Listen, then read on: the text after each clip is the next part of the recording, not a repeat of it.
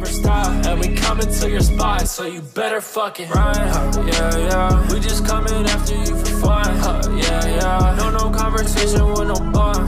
Yeah, yeah. Kamikaze, I'd advise to run. Can't compare me to nobody, cause they know I'm number one. Hey yo, what it doing, LiAngelo Crew? Welcome back to another video, and today we got another episode of Half Court News for y'all. We got an all-stars lineup for today's story. It's been a fat minute since I said that one, but first things first, we gotta talk about this Drake and Kendrick. We gotta talk about this Drake and DJ Akademiks story. It's just a lot of shit going on. It's just too much going on within this story. That's not even funny. So apparently there's something where Akademiks is getting mad at Drake, like Akademiks like, oh, I got the receipts, man, da da da da, like, Drake, you a bitch, da da da da. Or he's saying like, man, I brought people to LeBron, man, da da da da. It's just, I don't know. It's just fucking hilarious seeing DJ Akademiks, this big back, just going off, crashing out on Drake. How'd you went from being the Drake fanboy like 5 years ago, and now y'all switching up? Like, what kind of shit is this? What kind of shit is this? I don't really get this at all, but it's a lot. And then there's some stuff where like there was DMs involved, and then Drake is telling Akademiks that they were fake, and Akademiks telling everyone that they're fake, but then it's ended up being real. Like, there's so much stuff being involved. Apparently there was people also being sent for an assassination, but then it ended up not going through. And then, like, I don't know, there's just so much shit within this story. It's just not even funny, man. How are we starting off 2025 with even more drama with Drake and DJ Akademiks, dog? Oh, man, but I mean, it is what it is. We're gonna move on to the next story of the day, though. Up next, we have to talk about this LiAngelo Ball shit. How the fuck is this man getting signed for a over $8 to $9 million contract with Def Jam Records? He gets to keep all his music, and he's performing at Rolling Loud.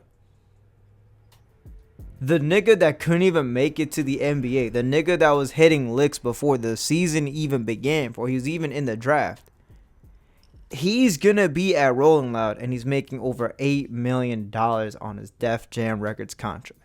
He might swerve up in that corner, whoa, like, nah, he hitting that shit. LiAngelo Ball may not have been a baller on the court, but he a baller off the court. Nah, he got it.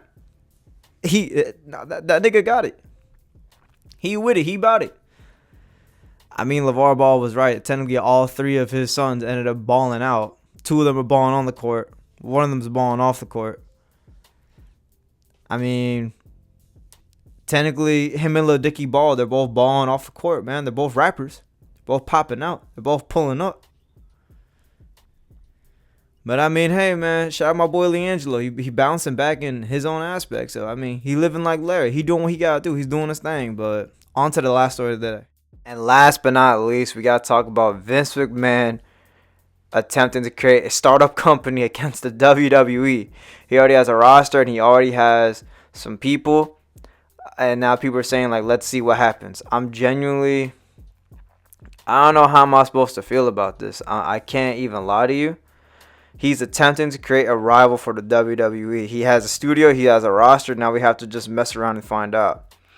I mean, who knows? Maybe he could find some free agents. Maybe he could find some people who are just upset about the way the WWE is being built or whatever, and they can go over to startup company. What this kind of reminds me of, this kind of reminds me of the LeVar Ball thing a few years ago. He tried to create like the JBA to compete with like NBA players or whatever going to college, but I don't really know.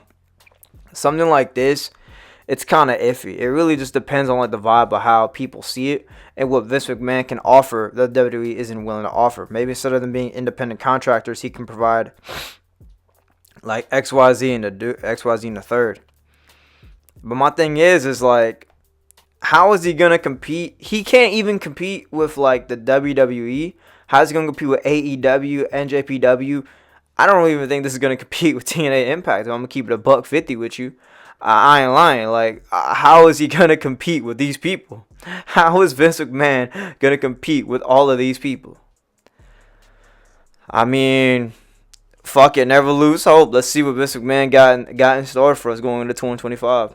But with all that being said, it's going to conclude another episode of Half Guard News. I hope you guys enjoyed it. Make sure to like, comment, subscribe. Always helps the channel out. If y'all made it through to the end of the video, comment down below triple L, because you know I'm always living like Larry.